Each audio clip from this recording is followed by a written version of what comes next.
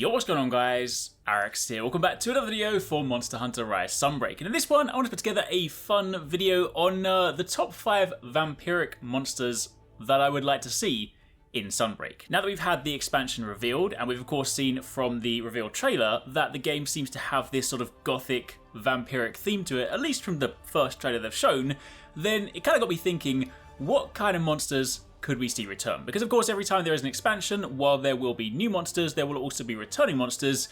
So I then sort of had a look through Monster Hunter history thinking, what monsters would thematically fit this? And there are some really cool ones we haven't seen for a while that I think we definitely have to see. In fact, if we don't see some of these, I will be offended. So, if you guys do enjoy this, a like would be super appreciated. Make sure you subscribe if you're not already, so you don't miss any of the future Sunbreak content. And if you guys have ideas for monsters that you think would be good in this game, definitely let me know down below.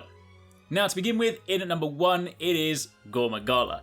We have been wanting this monster to return for a very long time. Gorma Gala, if you guys have never fought it, is a fantastic monster. When you just look at it, I mean, it's definitely got that sort of demonic vampiric look to it. It's sort of got this stealth black color scheme, this ominous looking aura to it. The armor for this looks incredible, by the way. Looks very sort of demonic, so would definitely fit this in the theme. And Gore is just such a fantastic monster. I mean, one of the exciting things is that if they did add Gorma Gala, would that by extension mean we would get Shagaru and Chaos Gorma Gala? So then it's kind of like 3 monsters for the price of 1. They were all fantastic fights, but even if they just gave us Gorma Gala, it would fit the theme, and it would be great to see it return. It was a fantastic fight. Obviously, when it was in 4 Ultimate, it had the frenzy mechanic. They probably wouldn't bring that back in the same vein, but they could still bring back the monster as a fight. It's got these kind of cool claws in its back as well, and you could just picture it, like take that gothic castle from the trailer, put Gorma Gala in there, and it would fit. So Gorma Gala, number 1, needs to return.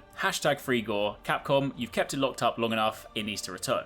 So moving on from there to number 2 is Giganox. Now of course Rise has Kezu, so Giganox is not that far removed. It is basically like Kezu, but just take its head, put it on its backside, and it's kind of the same monster. Sounds kind of creepy. It is creepy. If you've never fought Giganox, it's just a 2-headed Kezu that hangs from the ceiling and tries to suck the life out of you. Obviously, being vampiric, if it's sucking the life out of you or the blood, then it's kind of fitting. You used to have the mini versions that would jump onto you and you'd have to roll to shake them off, and if you didn't, they would drain your life, so it's basically blood sucking. And that then goes one step further because the gear for it used to look like vampire gear. So armor-wise, Giganox would be a fantastic fit.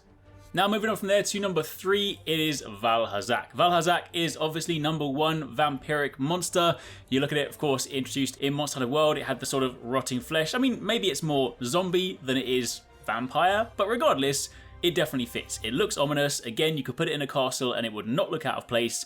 The gear for Valhasak was always fantastic. I really enjoyed it just because I liked the sort of healing mechanic they introduced with that. So if they brought that back, then of course those vampire sets, that's sort of what I always called them, I love that. It would be cool to see that make a return, and again, Valhasak, we didn't get to fight that in Rise, and it was a really cool Elder Dragon, so I'd like to see it come back. Plus it had some cool weapons, so bring back Valhasak.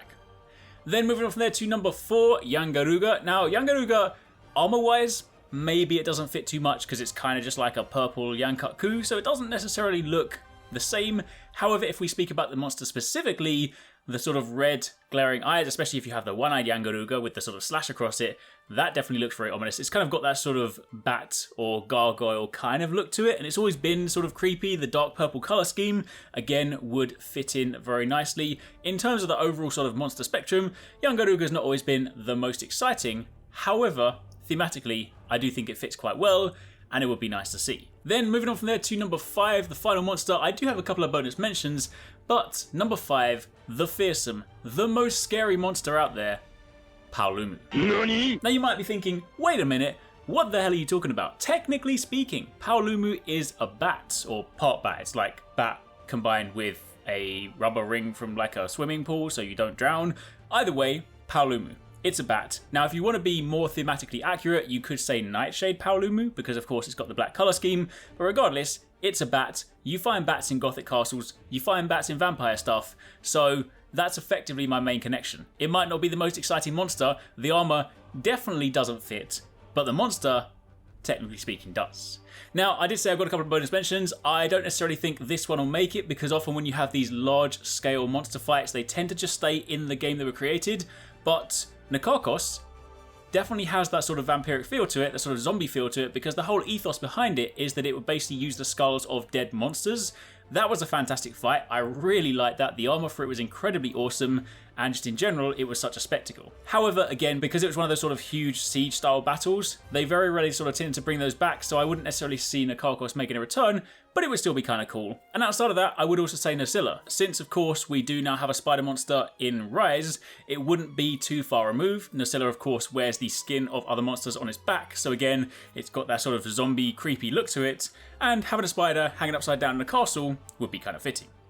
But for the time being, that's pretty much it. That's my list of vampire/spooky themed monsters that I think would thematically fit into Sunbreak based on what we've seen so far. Hopefully you guys enjoyed the video. If you have any ideas, again, as for monsters that you think would fit in the game, let me know, and keep it locked for plenty more. If you want to catch more from us at HyperX Gaming, don't forget you can catch the guys TwoSixNine and Paradise Central streaming over on Twitch weekdays, playing a variety of games. If you guys want to jump in, tune in, watch, and even join in, then make sure you check them out. The links to those are in the description box down below, and of course you can join the Discord to get involved in all of the discussions.